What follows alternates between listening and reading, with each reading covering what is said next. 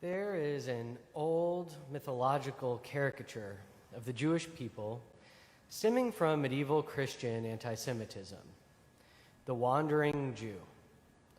This character is an immortal Jew cursed to wander the world until the second coming of Jesus due to the part he played in the killing of Jesus.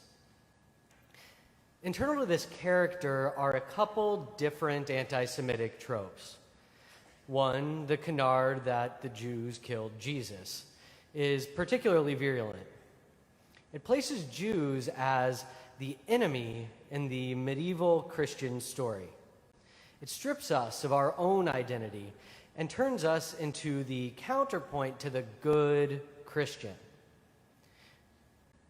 Two, the Wandering Jew hearkens to Jews as being eternally rootless.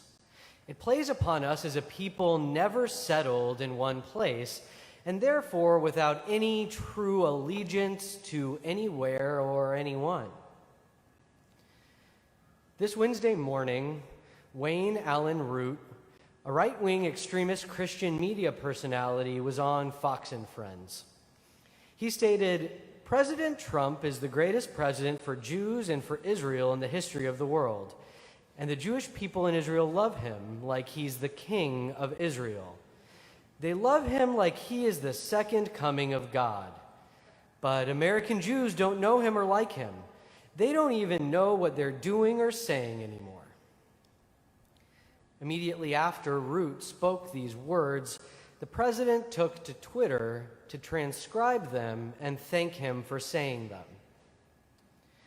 This came less than 24 hours after the president said to reporters, "Any Jewish people that vote for a Democrat, I think it shows either a lack of knowledge or great disloyalty."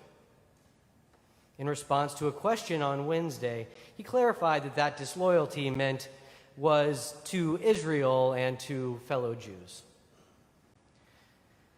Both of these events embody aspects of the anti-Semitic myth of the Wandering Jew.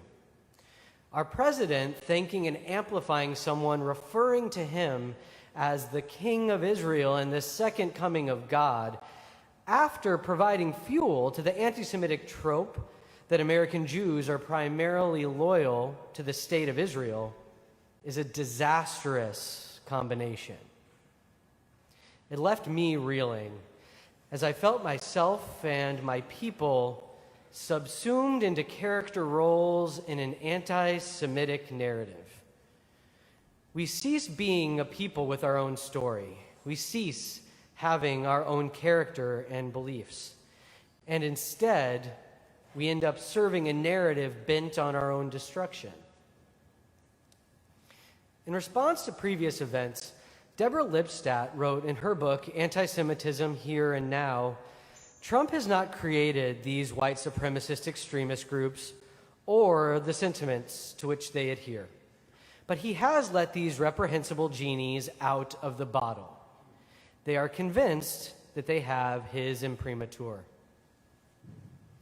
Along the lines of Lipstadt's identification of Trump as letting the anti-Semitic genies out of their bottles comes the idea of stochastic terrorism, the use of mass communications to stir up random lone wolves to carry out violent or terrorist acts that are statistically predictable but individually unpredictable. This means that using large, loud platforms to give support for extremist viewpoints measurably fuels terrorist hate crimes, like that of the shooter at Tree of Life Synagogue in Pittsburgh. This rise in public anti-Semitism is terrifying, without a doubt. But I think the first step in counteracting it is recentering ourselves. Rather than reacting to anti-Semitism, we must affirm who we are in spite of anti-Semitism.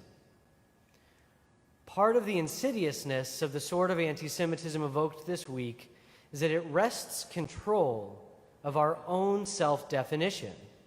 It pulls us out of our own context and attempts to tell us who we are from an outside, hateful perspective. It turns us all into wandering Jews. The best way to reground ourselves when we become unmoored in such a way is, as always, to turn to the Torah. As Jews, our loyalties, no matter where we wander, lie with God. The King of Israel is none other than God. And there is no second coming of our God. Our God never left. The Torah portion this week tells us how we can show this loyalty to God, saying, "And now, Israel, what does Adonai your God ask of you but to be in awe of Adonai your God, to walk in all God's ways, to love God and to worship Adonai your God with all your heart and with all your being, to keep Adonai's commandments and statutes. God, who shows no favor and takes no bribe, doing justice for orphan and widow, and loving the sojourner to give him bread and cloak. And you shall love the sojourner, for sojourners you were in the land of Egypt." Further, part of this loyalty is to struggle. We are called Israel, as our ancestor Jacob struggled with humans and spiritual entities and persevered. And we today must struggle as well. Yes, we as a community are being targeted, but we are not alone in this. We must join in together in solidarity with our neighbors who are also being targeted, attacked, and besmirched. We must show those who would sow division and hate that our response is love and justice.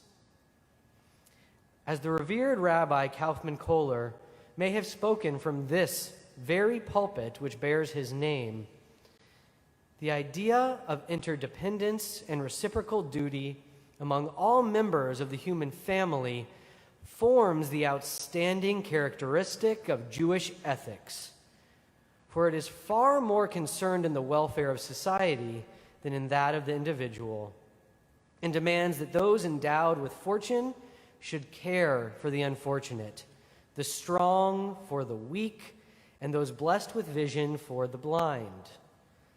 As God himself is father to the fatherless, judge of the widows, and protector of the oppressed, so should we be.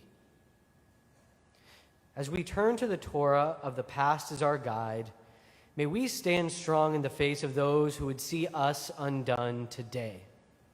May our sacred Shabbat strengthen you in the face of fear, giving you the power to live a life of loyalty to our God. May you walk in God's ways, and may all your days be a blessing. Shabbat Shalom.